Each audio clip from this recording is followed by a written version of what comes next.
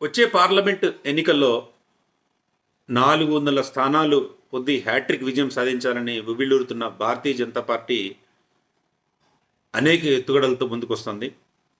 ముఖ్యంగా దక్షిణాదిలో ఇంతవరకు కర్ణాటక మినహా పెద్దగా ప్రాబల్యం లేకపోవడంతో ప్రత్యేక వ్యూహాలు పన్నుతూ ముందుకొస్తుంది. అందుకు ముఖ్యంగా 2 తెలుగు రాష్ట్రాలు భారతీయ జనతా పార్టీ అధినాయకత్వం ప్రయోగానికి వేదికలయ్యాయి. ఈ 2 తెలుగు రాష్ట్రాలలో భిన్నమైన వ్యూహాలు భారతీయ జనతా పార్టీ నాయకత్వం అనుసరిస్తూ చాలా వ్యూహాత్మకంగా ముందుకెళ్తుంది. ఇందులో భాగంగా ముందు తెలంగాణను చూసుకుందాం. తెలంగాణలో 17 పార్లమెంటరీ స్థానాలు ఉన్నాయి. ఇక్కడ మొన్నటిదాకా లాస్ట్ అసెంబ్లీ ఎన్నికల దాకా హోప్లెస్ కండిషన్ ఉండేది. కానీ బండి సంజయ్ గారి పాదయాత్రల వల్ల, వారు చేసిన హడావుడి వల్ల, కేసీఆర్ని విలన్గా చూపించడంలో, కేసీఆర్ పాలనని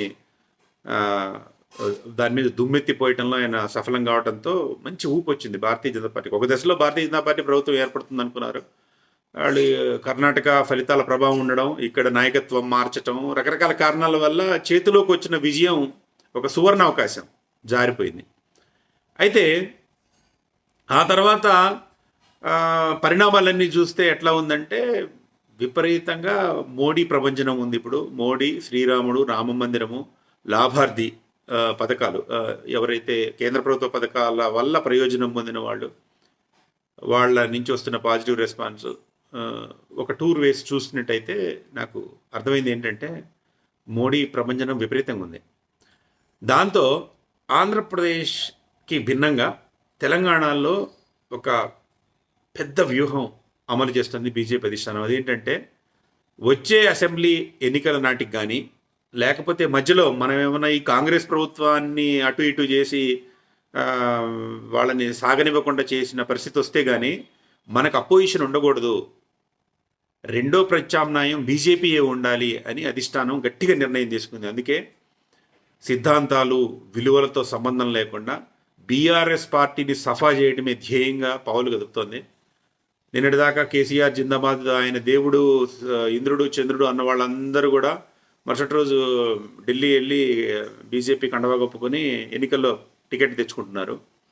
సో ప్రస్తుతం తెలంగాణలో బీజేపీ అధిష్టానం గట్టిగా అమలు చేసిన పథకం ఏంటంటే బీఆర్ఎస్ లేకుండా తుడిచేయటం.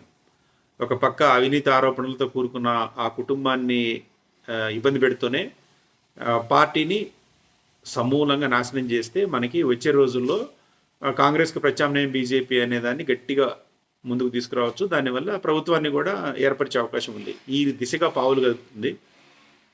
అందుకే మొన్నటిదాకా 100 రోజుల పాలన దాకా ఏదో గేట్లు ఎత్తలేదు అన్న రేవంత్ రెడ్డి గారు వెంటనే మేల్కొని ఇదేదో మహారాష్ట్ర తరహా పాలిటిక్స్ జరిగే అవకాశం ఉందని చెప్పి ఇమీడియట్గా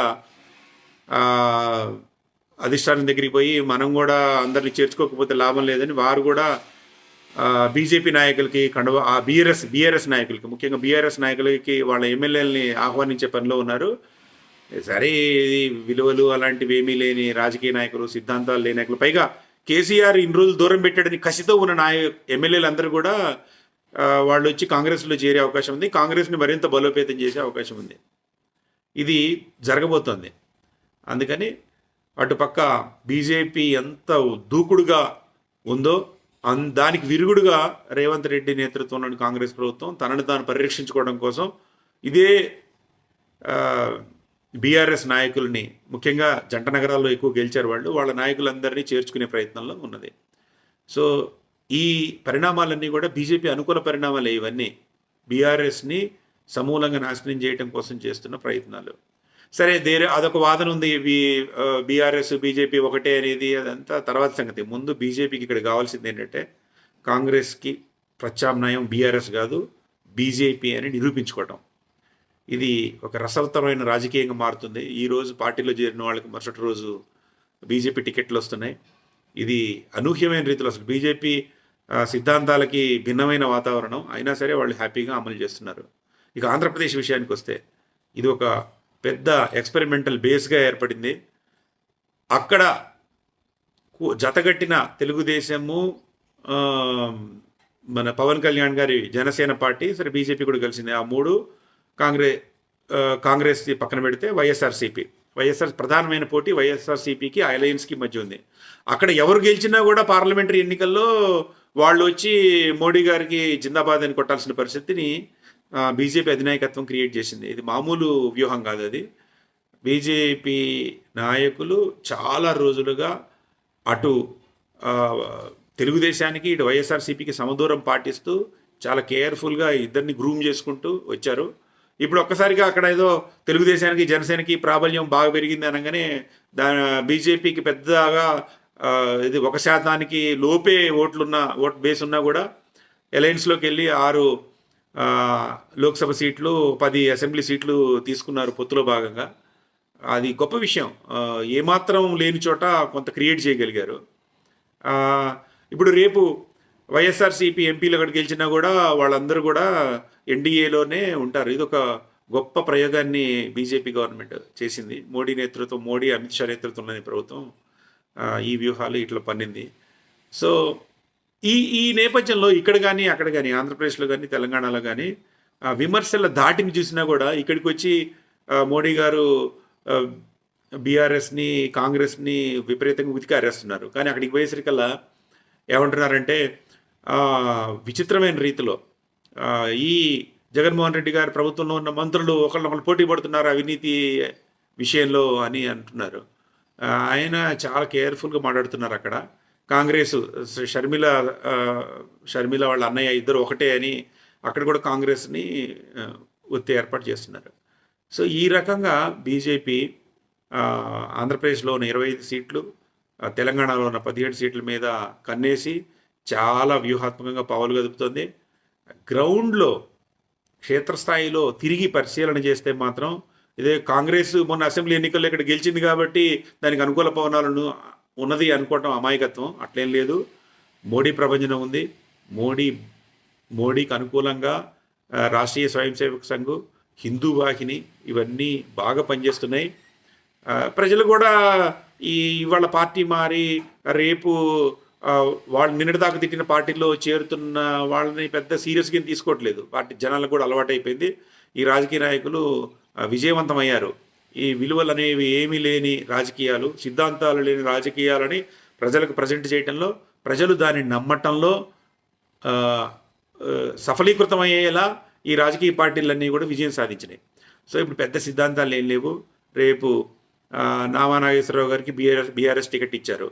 వారు బీఆర్ఎస్ తరఫున ఖమ్మంలో పోటీ చేయాల్సింది ఉంది ఉదాహరణకి. కానీ ఆయన బీజేపీలోకి వెళ్ళి మళ్ళీ అక్కడ ఖమ్మంలో తమ కుల రాజకీయాలు నడుపుకుంటూ ఓట్లు సంపాదించాలనే ఆతృతతో ఉన్నారని వార్తలు వస్తున్నాయి. అట్లా ఎక్కడ చూసినా కూడా ఇవాళ సిట్టింగ్ ఎంపీ రేపు బీజేపీలో లీడర్ అయిపోతున్నాడు. ఇట్లా ఈ 2 తెలుగు రాష్ట్రాలని ప్రయోగ వేదికగా చేసుకుంది. ఇది చేసుకొని సఫలీకృతమైతే ఈ ఎన్నికలలో ఎలాగూ మోడీ ప్రభంజనం ఉన్నట్టు కనిపిస్తుంది. ఇంకొక 10 ఏళ్ల దాకా కూడా భారతీయ జనతా పార్టీకి కేంద్రంలో తిరుగులేని ఆధిపత్యం లభించే ఏర్పాట్లు చేసుకుంది. దీని కింద క్షేత్రస్థాయిలో సంఘ్ పరివార్ చేస్తున్న ప్రచారం కానీ, వాళ్ళు నిర్మిస్తున్న వ్యవస్థ కానీ మామూలుగా దగ్గరికి వెళ్తే మాత్రం తెలుస్తుంది. ఇది ఒక ప్రభంజనం అవుతుంది. దీన్ని తట్టుకోవడం రాహుల్ గాంధీ నేతృత్వంలోని ఆ ఇండియా కూటమికి ఎంతవరకు వీలవుతుంది, వాళ్ళు సఫలీకృతులు అవుతారా లేదా అనేది వేచి చూడాల్సిందే. ప్రస్తుతానికి మాత్రం బీజేపీ గేమ్ ప్లాను చాలా ఉధృతంగా ఉంది. ఈ 2 రాష్ట్రాల్లో కమల వికాసానికి అనుకూలంగానే ఉంది.